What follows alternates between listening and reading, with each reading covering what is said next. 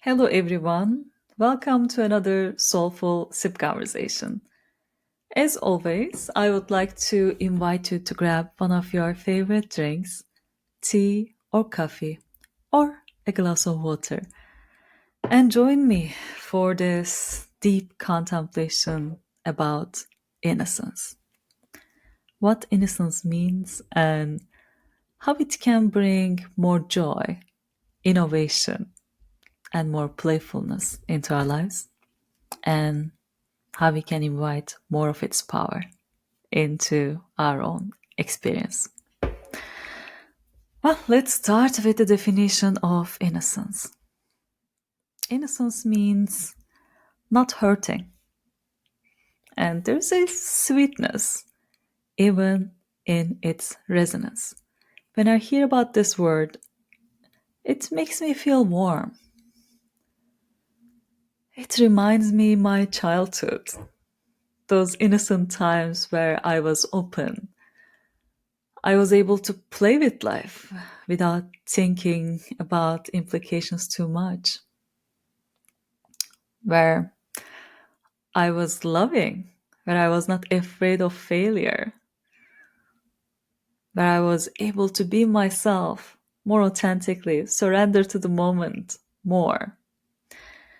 Of course, in earlier stages in life, everything is easier because we are ignorant. We don't have the level of awareness that we have in older ages of life.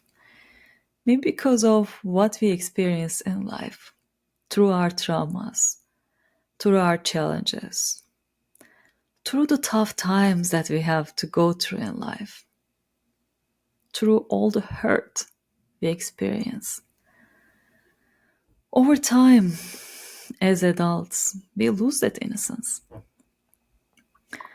And it's not a compliment usually to look into an adult say they're very innocent. We usually say it in a way that they are easy to manipulate. So there might be even a negative connotation with innocence at an older age because we think that life teaches us to be powerful, to be more resistant, to be able to overcome challenges and hurt that we were not able to deal with when we were childishly innocent.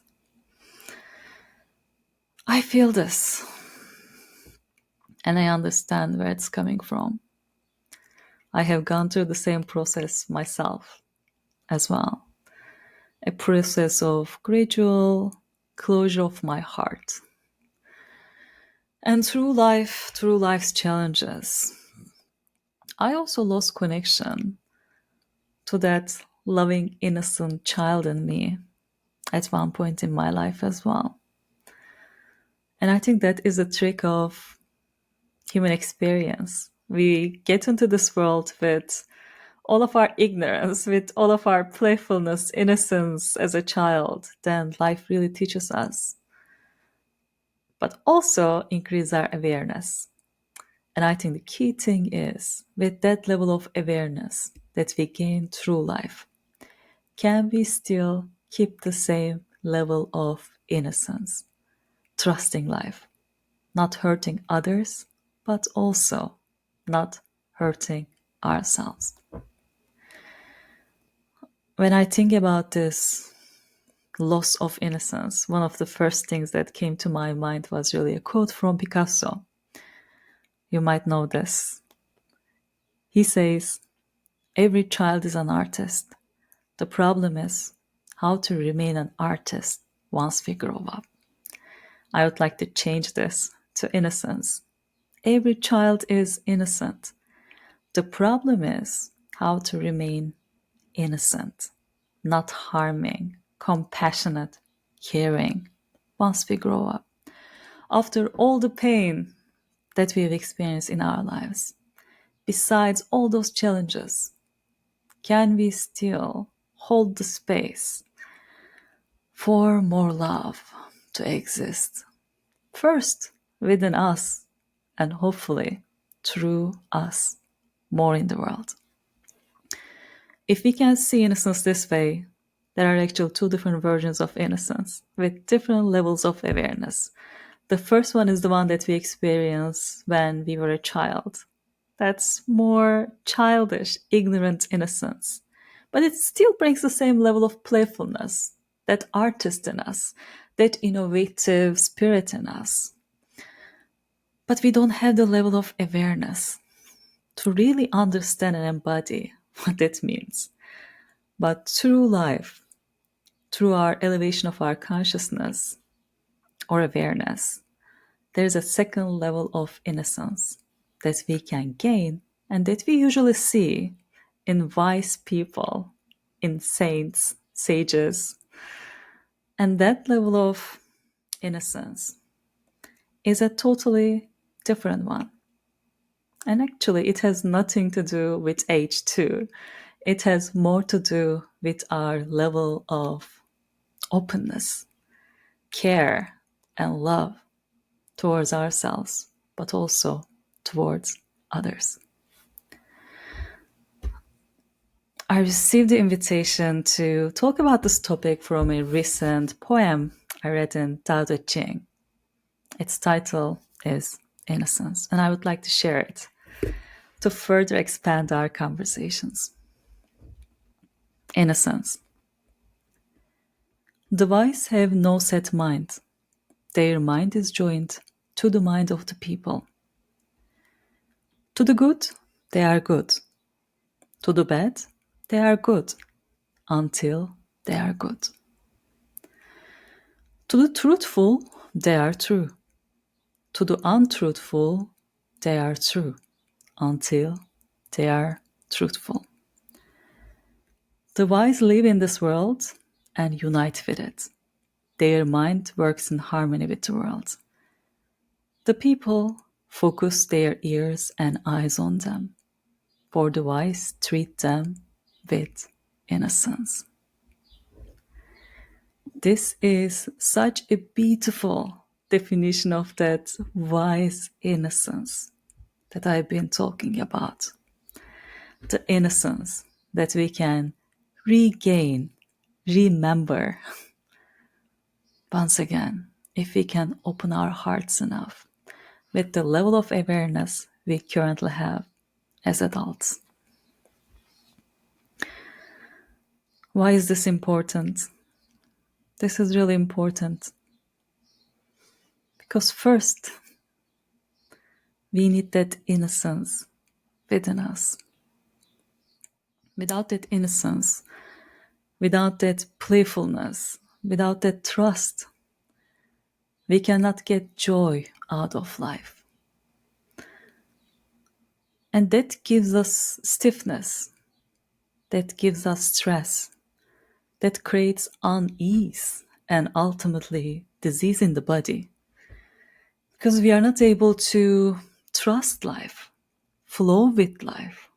Once again, because we have these artificial boundaries that we created because we were hurt at one point in our lives, we lose that innocence as if through not loving, not extending our care to others, we are going to protect ourselves.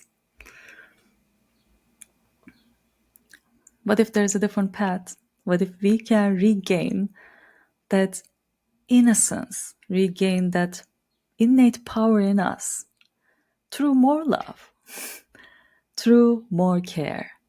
First, starting with ourselves, through healing our own wounds, through healing our own traumas that hurt us.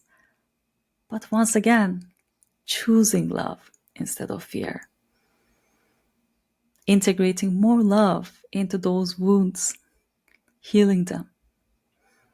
So we can first not harm ourselves, not lose that innocence in us. And hopefully, if we can keep that innocence, keep that trust, we could be loving for the ones who are not loving yet. We could tell our truth for the ones who are not brave enough to tell their own truth yet. We could be the embodiment for the change that we would like to see more in the world. Ironically, whatever seems weak is usually the most powerful thing in the world that can help us to transform. Vulnerability is a strength. Innocence is a strength. Regaining our innocence, remembering our playfulness, our trust to life, and our commitment to not harming first ourselves is once again one of the best gifts we can give first to others, but also to ourselves through our own existence. Well, this was a short and sweet contemplation to unpack what innocence really means and how we can actually reframe its meaning from this um, childish version to a more wiser version where we can be the embodiment of the innocence that we would like to see more in the world and hopefully invite others to join us in our own journeys or in their own journeys in their own ways. With that, I would like to thank you for being here, joining me, and I would like to remind you, as always, that you're beautiful. You are beautifully innocent. Remember that. And please bring more of it into your life and share more of it externally with others too. Till next time, journey well.